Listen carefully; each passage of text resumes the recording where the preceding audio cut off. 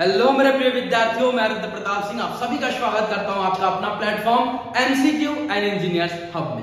आशा करता हूं कि आप सभी मस्त होंगे, जबरदस्त तरीके से अपना प्रिपरेशन कर रहे होंगे और आपके प्रिपरेशन में और चार चांद लगाने आ चुका है डीआरडीओ का नोटिफिकेशन। आप सभी को यह भी पता होगा कि इस स्वतंत्रता दिवस को आपके जोधपुर में एक जबरदस्त कोचिंग का आगमन हुआ है जिसका नाम है एमसीक्यू एंड इंजीनियर्स हब। और नए मेहमान किसी भी शहर में जाते हैं या किसी घर जाते हैं तो कुछ ना कुछ खुशखबरी लेके जाते हैं। तो डीआरडीओ ने हमारा साथ दिया है, भर के वैकेंसी निकाली है आपको खुशखबरी देने।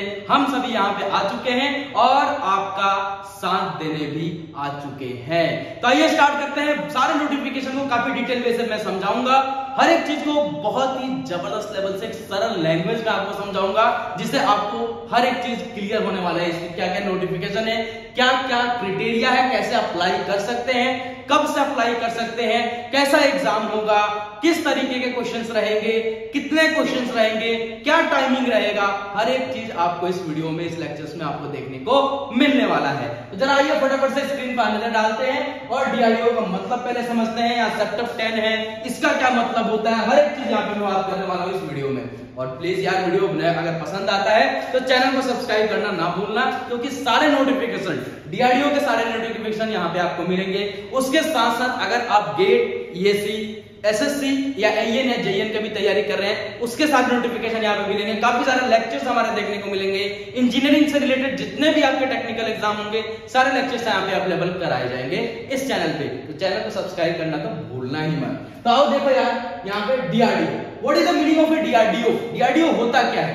तो डीआरडीओ का फुल फॉर्म क्या होता है माय डियर, यहाँ पे आपको सीरियसली दिखा गया है, defence research development, defence research and development organisation को क्या बोलते हैं? डीआरडीओ। साइज की बात है, अगर नाम सुनते ही आपको क्या लग रहा है? देशभक्ति आपके अंदर है ना, देशभक्ति। एक होता है ना कि मेरे को भी देश की सेवा करना है, तो इससे अच्छा मौका आपको नहीं मिलेगा माय डियर। इस वैकेंसी में जुड़ जाओ और आप यहाँ पे आके एमसीक्यू के साथ जुड़ो और अपनी वैकेंसी जो निकली है उसमें अपना स्थान भी निश्चय करो, ठीक है। तो अगर टोटल नंबर्स ऑफ वैकेंसी की मैं बात करूं तो 1901 वैकेंसी निकाली गई है डीआरडीओ की तरफ से। कितनी सर? 1901 वैकेंसी निकाली गई है।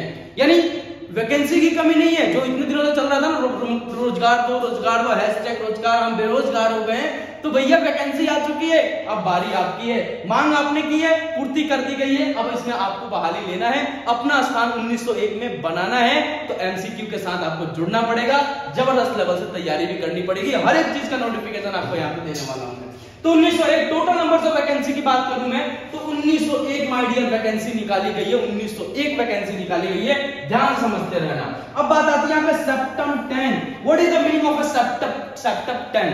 सेप्टम 10 का मतलब क्या है? What is the meaning of septum 10? Septum 10 का मतलब ये है सर कि यहाँ पे ये जो वैकेंसी है 1901 ये किसके लिए है माय डियर? एक तो जो डिप्लोमा कर रहे हैं, सॉरी डिप्लोमा, एक तो जो डिप्लोमा कर रहे हैं उनके लिए है माय डियर, उसके साथ साथ जो आईटीआई कर रहे हैं उनके लिए है, या फिर जिन्होंने डिप्लोमा प्लस बीटेक किया है उनके लिए ये वैकेंसी निकाली गई है। पहले क्या होता था कि ये सब वैकेंसी जब डीआरडीओ निकालता था तो उसमें क्या करते थे, ये आप जाते हो ना कहीं समुद्र में जाते हो मान लो, तो वहां पे क्या रहती है? व्हेल मछली रहती है, तो छोटी छोटी मछलियों को खा जाती है। तो क्या करते थे, जब ये वैकेंसी निकलती थी बीटेक वाले घुस जाते थे, एमटेक वाले घुस जाते थे, जिन्होंने पीएचडी किया वो घुस जाते थे। तो आपके क्या करते थे? सीट खा जाते थे। डिप्लोमा वाले बच्चे निराश भाई बैठे हुए हैं। लेकिन इसमें भैया ये नहीं कर सकते, ये नहीं कर सकते। यानी ये जो वैकेंसी है सबसे बड़ी बात है वो किसके लिए है? जिन्होंने डिप्लोमा किया उनके लिए, जिन्होंने आईटीआई किया उनके लिए, और साथ ही साथ जिन्होंने डिप्लोमा प्लस बीटेक किया है वो अपने डिप्लोमा वाले डिग्री से ही अप्लाई कर सकते हैं, बीटेक वाले डिग्री से अप्लाई नहीं कर सकते। एकदम स्पष्ट लिखा गया है, आगे आएगा आपके पास। कुछ इंपॉर्टेंट डेट्स वगैरह है, इसके बारे में आइए जरा जान लेते हैं फटाफट से। तो यहाँ पे लिखा गया भैया क्रूशियल डेट ऑफ एलिजिबिलिटी।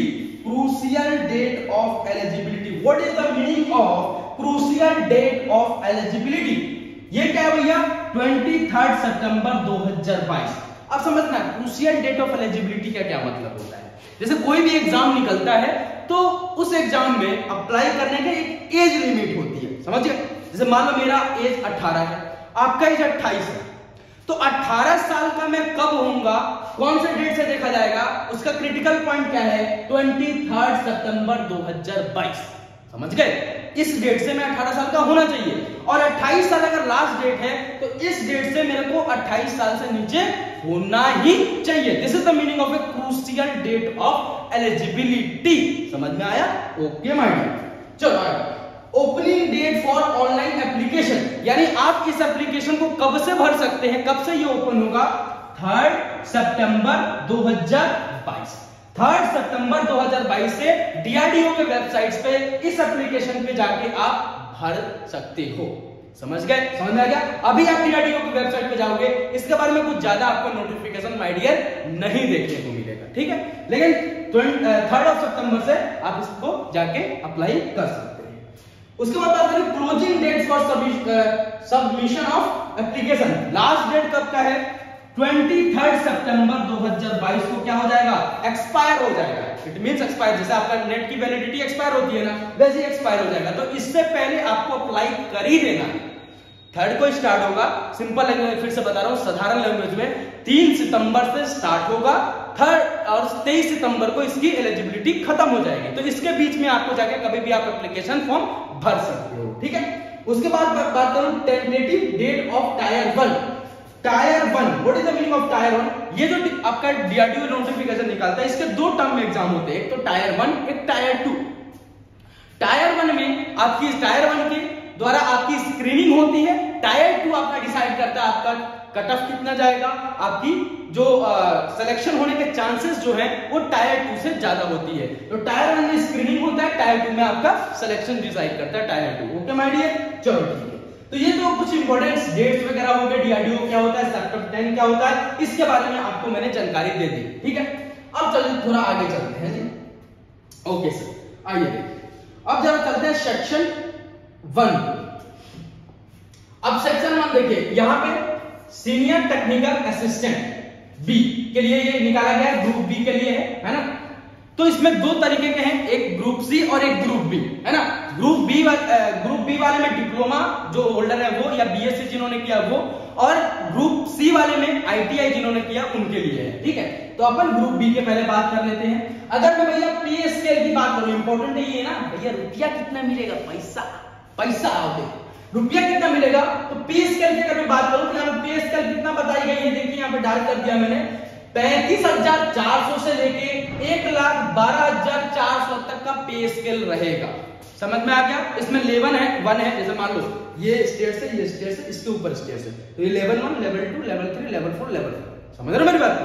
तो लेवल 1 पे रहोगे तो हो सकता है 35,400 मिले, लेवल 2 पे गए हो सकता है 50, लेवल 3 पे अगर सिलेक्शन हो गया तो ऐसे, मतलब जिस तरीके से उन्होंने क्राइटेरिया डिसाइड किया, समझते हो ना? जैसे एक कोई सा भी ऑर्गेनाइजेशन है, वहां पे आपका एक प्यून है, फिर आपके रिसेप्शनिस्ट हैं, फिर आपके स्टाफ्स हैं, फैकल्टीज मेंबर्स हैं, तो उनका जैसे जैसे उनकी कद बढ़ती जाती है वैसे उनका पे स्केल बढ़ता जाता है। समझ गए? तो पे स्केल का क्या मतलब है कि 35,000 मिनिमम 35,400 से आपका स्टार्ट होगा, और हाईएस्ट कहां तक जा सकता है माय डियर? ये जा सकता है 1,12,400 तक जा सकता है, ठीक है? 7th पे इसमें कमीशन लगाया गया, वहां पे आप देख सकते हैं, ये हाईलाइटेड कर दिया मैंने। ओके माय डियर, ठीक है? उसके बाद से अगर मैं बात करूं age limit, very important, age limit की अगर मैं बात करूं तो यहां पे सीधे सीधे देखा गया है आपको क्या, 18 साल से 28 साल, 18 साल से लेके 28 साल तक के बच्चे यहाँ पे अप्लाई कर सकते हैं। और ये डेट कब से देखा जाएगा? 23 सितंबर 2022, जो क्रूशियल डेट ऑफ एलिजिबिलिटी था, इसी के लिए लगाया गया था। समझ गए? तो 18 साल से लेके 28 साल तक बच्चे यहाँ पे अप्लाई कर सकते हैं।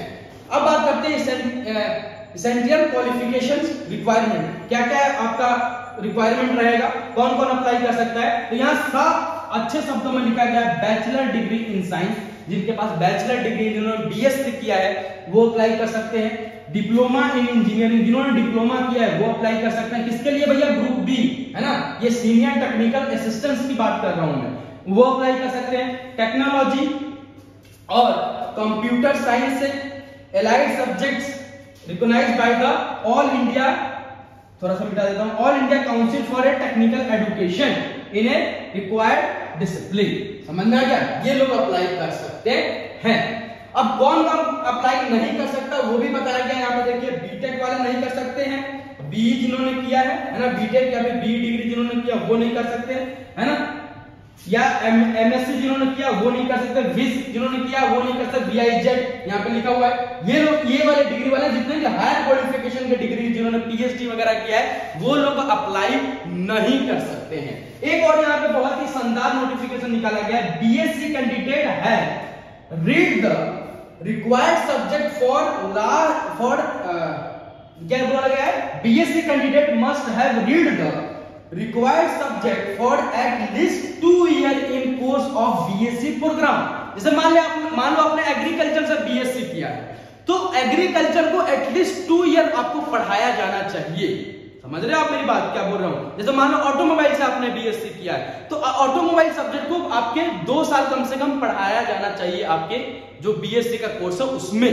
समझ गए? ये कहना चाह रहा हूं। ठीक, ओके सर। और इसमें अप्लाई कौन कर सकते हैं? जो लास्ट ईयर जिनके पास डिग्री है वही अप्लाई कर सकते हैं। जो परस्यूइंग या डिप्लोमा पर एडमिशन है वो लोग अप्लाई माय डियर नहीं कर सकते हैं, या फिर पास आउट या फिर जो अभी लास्ट ईयर में है एकदम मतलब उनका रिजल्ट आने वाला वो लोग अप्लाई इसमें कर सकते हैं। तो ये सारी बातें हो गई। अब बात करते हैं कि ये जो सीनियर टेक्निकल असिस्टेंट का जो ग्रुप डी है इसमें कितनी वैकेंसी और कौन कौन से ब्रांचेस के लिए निकली है ये सबसे इंपॉर्टेंट है भैया। सिविल वालों सुनो, आपके लिए भी वैकेंसी है। सिविल में बोलते हैं अरे सिविल में तो डीआरडीओ क्या करे, अरे देखो वैकेंसी निकाला डीआरडीओ ने, सिविल में भी जरूरत है आपकी। समझ रहे हो? सब जगह जरूरत है आपकी। तो आइए जरा वैकेंसी की बात करते हैं कि कौन कौन यहाँ पे अप्लाई कर सकता है, और अप्लाई कौन कर सकता है वो तो मैंने बता दिया। अब भैया कौन से स्ट्रीम की कितनी वैकेंसी है, कितनी सीटें हैं उसके बारे में जरा बात कर लेते हैं। जरा और देखो भाई जान मन देखो, ये देखो आ गया। तो भैया चालू करते हैं एग्रीकल्चर से। कहां से? एग्रीकल्चर से। जिन्होंने एग्रीकल्चर में बीएससी, देखो अभी बताया ना बीएससी वाले क्या एटलीस्ट 2 ईयर तो होना ही चाहिए ना, बोला एटलीस्ट 2 ईयर तो आपको वो सब्जेक्ट पढ़ना ही पड़ेगा आपके डिग्री में। तो बीएससी जिन्होंने किया है, ठीक है, एग्रीकल्चर से, उनके लिए माय डियर 10 यहाँ पे आपको सीट्स देखने को मिल रही है। जैसे कोई यहाँ पे H1 है, L1 है और T1 है, यही आपके डिसाइड करेंगे। क्या डिसाइड करेंगे भाई? यही आपको पे स्केल डिसाइड करेंगे, किसमें आपका सिलेक्शन होता है उस हिसाब से। तो पे स्केल क्या है? 35,400 से 1,12,400।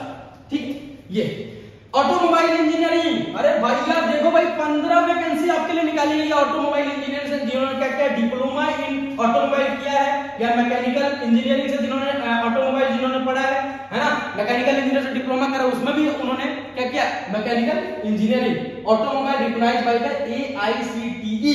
इन्होंने यहाँ जिन्होंने किया है वो भी अप्लाई कर सकते हैं। यानी ऑटोमोबाइल में जिन्होंने डिप्लोमा किया है या फिर mechanical engineering automobile recognised by the AICTE से जिन्होंने किया वो भी अप्लाई कर सकते हैं। उनके लिए कितनी वैकेंसी है? यहाँ पे 15 वैकेंसीज हैं। उसके बाद अगर बोटरी की बात करूं यहाँ पे इनकी भी वैकेंसी है, देख लो जिन्होंने बीएससी किया 3 वैकेंसी है। ये हमारे काम की नहीं है, माने मतलब हमारे टेक्निकल से नहीं है, लेकिन वो भी उनको भी मैं बता दे रहा हूँ। केमिकल इंजीनियरिंग, ओहो केमिकल इंजीनियरिंग वालों ध्यान समझना, आपका यहाँ पे 35 सीटें रखी गई है, 35 सीटें आपके जिन्होंने केमिकल से यहाँ पे डिप्लोमा किया है उनको कितने सीटें दिए गई हैं? 35 सीट्स रखी गई हैं। अगर केमिस्ट्री में जिन्होंने बीएससी किया है या chemical science from the recognised university है ना, जिन्होंने केमिस्ट्री से जिन्होंने किया है उनके लिए 58 सीटें हैं। सिविल इंजीनियरिंग, वाह वाह वाह वाह, सिविल इंजीनियरिंग की अगर मैं बात करूं 25 सीट्स देखने को मिल रही है यहाँ पे। कंप्यूटर साइंस से जिन्होंने डिप्लोमा या बीएससी किया है उनके लिए यहाँ पे 167 सीटें देखने को मिल रही है। अरे बाबा क्या वैकेंसी निकाला है डीआरडीओ ने, मजा आ गया ना, बोला ना मजा आएगा। अब चलते हैं इलेक्ट्रिकल ब्रांच पे।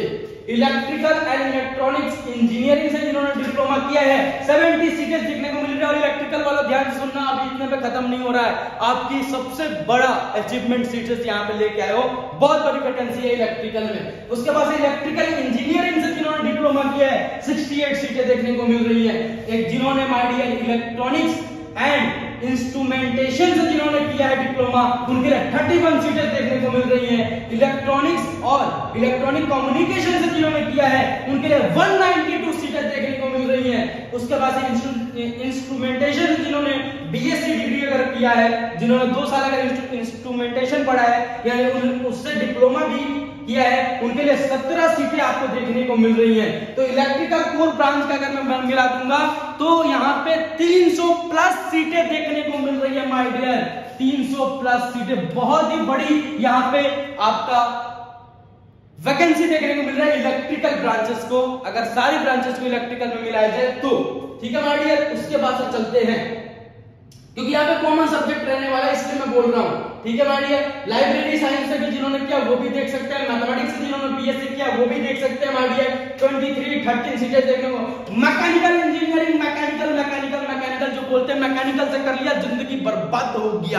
अरे बर्बाद नहीं हुआ, अरे देखो यहाँ पे 294 सीटें देखने को मिल रही है मैकेनिकल में। तो मैकेनिकल वालों हो जाओ बल्ले बल्ले, जाके लड्डू वड्डू चढ़ा दो जिसको भी चढ़ाना है। 294 सीटें, और इसमें आपका सिलेक्शन कौन दिलवाएगा? MCQ and engineers hub. अभी लास्ट में बात करने वाले हैं कि एमसीक्यू एंड इंजीनियर्स हब आपके लिए क्या कर रहा है। सर इतने बड़ी बड़ी वैकेंसी बता रहे हो, आप हमारे लिए क्या करोगे? बहुत बड़ी यहाँ पे अनाउंसमेंट मैं करने जा रहा हूं डीआरडीओ के लिए, ध्यान समझ रहना। थोड़ा सा और देख लेते हैं यहाँ पे मेडिकल से जिन्होंने किया, फोटोग्राफी से जिन्होंने बीएससी किया, हर एक लोगों के लिए यहाँ पे मैं दिखाते चल रहा हूँ आप लोगों के लिए, है ना। लेकिन ये हमारे टेक्निकल से नहीं है इसलिए मैं बता रहा हूँ। मैकेनिकल वालों देख लो 294, समझ रहे हो ना। अगर टोटल नंबर्स ऑफ वैकेंसी सबको मिला लो टेक्सटाइल, जूलॉजी वगैरह से बीएससी जिन्होंने किया है तो 1075, यानी ये किसमें? सेक्शन आपके बी में, समझ गए, सीनियर वाला है। उसके बाद से आईटीआई जिन्होंने किया उनके लिए भी काफी सारे यहाँ पे सीटें देखने को मिल रहा है, देख लो, है ना। ये भी ध्यान से देख लेना आप लोग, है ना। आईटीआई वालों जिन्होंने इलेक्ट्रॉनिक्स आईटीआई किया है, इलेक्ट्रिशियन से किया है, फिटर से किया है, ग्राइंडर से किया है, सब सीटें यहाँ पे आपको देखने को मिल रही है, ठीक है। तो ये सारी वैकेंसी थी डीआरडीओ की, चलो आप लोगों को बता दिया। अब जरा बता देते हैं कि आपके लिए एमसीक्यू क्या कर रहा है, एमसीक्यू क्या दे रहा है डीआरडीओ के लिए, उसके बारे में बात कर रहे हैं, है ना। डीआरडीओ के लिए एमसीक्यू क्या कर रहा है इसके बारे में जरा बात कर लेते हैं। एमसीक्यू क्या कर रहा है? तो भैया डीआरडीओ बैच, ध्यान समझना, बात कर रहा हूं मैं डीआरडीओ के बारे में और एमसीक्यू के बारे में। व्हाट इज द रिलेशन, है ना। सर इतने बड़ा वैकेंसी बताया, आप तो कुछ करो हमारे लिए। बिल्कुल करने आ गए हैं। आपका कब से भैया देखो जरा यहाँ पे 5 सितंबर टीचर्स डे, शिक्षक दिवस, 5 सितंबर से डीआरडीओ के लिए डेडिकेटेड बैच ला रहा है। कौन ला रहा है सर? आपका एमसीक्यू एंड इंजीनियर्स हब, एक डेडिकेटेड बैच आ रहा है बस डीआरडीओ के लिए 5 सितंबर से। तो फटाफट से हमारे सेंटर पर विजिट कीजिए, अपना यहाँ पे दाखिला करा लीजिए, इट मींस एडमिशन करा लीजिए और अपने तैयारी में जुट जाइए। आपको सिलेक्शन दिलाना हमारा काम है, समझ गए। हर एक सब्जेक्ट का यहाँ पे क्लासेस लगने वाली है, यानी 5 सितंबर से टीचर डे से एमसीक्यू ला रहा है डीआरडीओ के लिए डेडिकेटेड बैच, ठीक है माय डियर। तो फटाफट से इस बात को नोट कर लेना। अब कुछ इंफॉर्मेशन बता देता हूं, कुछ जो आपके काम में आने वाला है डीआरडीओ में, ठीक है। जैसे कि आपने देखा यहाँ पे मैंने बोला सर कि क्या बोला सर कि यहाँ पे टायर 1 और टायर 2, टायर 1 और आपके टायर 2 दो एग्जाम होने वाले हैं। कौन से? एक तो सर टायर 1 और एक बोला सर मैंने टायर कौन सा 2, है ना, ठीक है, टायर 2। तो अब सर टायर 1 और टायर 2 का मतलब क्या होगा? थोड़ा सा एग्जाम के बारे में इंफॉर्मेशन आपको मैं दे देता हूं। टायर 1 में आपके नॉन टेक सब्जेक्ट चलेंगे और टायर 2 में क्या चलेगा? टेक वाले आपके सब्जेक्ट चलेंगे जो टेक्निकल आपके होंगे, है ना। टायर 1 में आपके कौन कौन से रहेंगे सर? मान लो reasoning aptitude, basics English, basics general knowledge, ये आपके टायर 1 में, जिसमें नंबर्स ऑफ क्वेश्चंस की अगर मैं बात करूं तो 120 नंबर्स ऑफ आपके क्वेश्चन पूछे जाएंगे। 120 नंबर्स ऑफ आपको क्या दिया जाएगा? 120 मिनट भी दिया जाएगा। 120 मिनट, 120 घंटे नहीं, मिनट की बात कर रहा हूं। और ये क्या है? क्वेश्चंस आपके हैं। अगर टायर 2 में मैं चलूं तो यहाँ पे 100 नंबर्स ऑफ आपको क्या मिलेंगे? क्वेश्चंस मिलेंगे और आपके 90 मिनट का आपको टाइम मिलेगा। आपका जो सिलेक्शन कौन डिसाइड करेगा? टायर 2 एग्जाम, और स्क्रीनिंग किससे होगी? टायर 1 एग्जाम से होगी। अगर और थोड़ा बहुत इंफॉर्मेशन दे दूं तो इस एग्जाम में माय डियर कोई भी नेगेटिव मार्किंग नहीं रखी गई है। एग्जाम आपका कंप्यूटर बेस्ड रहेगा, एमसीक्यू क्वेश्चंस रहेंगे, मल्टीपल चॉइस जैसे क्वेश्चंस बोलते हैं, लिखने वाला कोई क्वेश्चंस नहीं रहने वाला है। सारे क्वेश्चंस कैसे रहेंगे? एमसीक्यू के फॉर्म में रहेंगे, मल्टीपल चॉइस क्वेश्चंस के फॉर्म में ही रहेंगे, ठीक है। तो एमसीक्यू से आके जुड़ जाइए, एमसीक्यू क्वेश्चंस, एमसीक्यू इंस्टीट्यूट, ठीक है। तो आके जुड़िए और अपना सिलेक्शंस को निश्चय कीजिए, जबरदस्त लेवल से वैकेंसी में अपना दाखिला ले लीजिए। 1901 वैकेंसी में ये जुनून होना चाहिए कि 1901 में, और अगर सेक्शन ए वाले हैं, डिप्लोमा जिन्होंने किया है और या फिर बीएससी किया है किसी भी एक टेक्निकल सब्जेक्ट से, समझ रहे, तो उनमें ये जुनून होना चाहिए कि 1000 जो समथिंग सीटें थी उसमें एक नंबर मेरा भी हो, और ये नंबर दिलवाएगा कौन? एमसीक्यू एंड इंजीनियर साहब। तो फटाफट से आके हमसे जुड़ जाइए। 5 सितंबर से, भूलना मत यार, 5 सितंबर से डेडिकेटेड बैच स्टार्ट हो रहा है आपके डीआरडीओ एग्जाम के लिए, जिसमें हम क्या क्या प्रोवाइड कराएंगे? 10 इयर्स के आपके प्रीवियस ईयर्स क्वेश्चंस रहेंगे, उसके साथ साथ 4 टेस्ट रहेंगे आपके पर मंथ, एक ग्रांड टेस्ट रहेगा आपका एंड ऑफ द मंथ, और सर जो भी आपके थ्योरी बुक्स रहेंगी उसके भी आप यहाँ पे अवेलेबल कराए जाएंगे। स्टैंडर्ड्स बुक हमारे लाइब्रेरी में अवेलेबल रहेंगे डीआरडीओ के रिगार्डिंग। तो फटाफट से आइए, 5 सितंबर से जुड़ जाइए हमारे साथ। मिलता हूं 5 सितंबर को, आई होप आप आ रहे हैं। Bye bye, take care and जय हिंद, लव यू ऑल।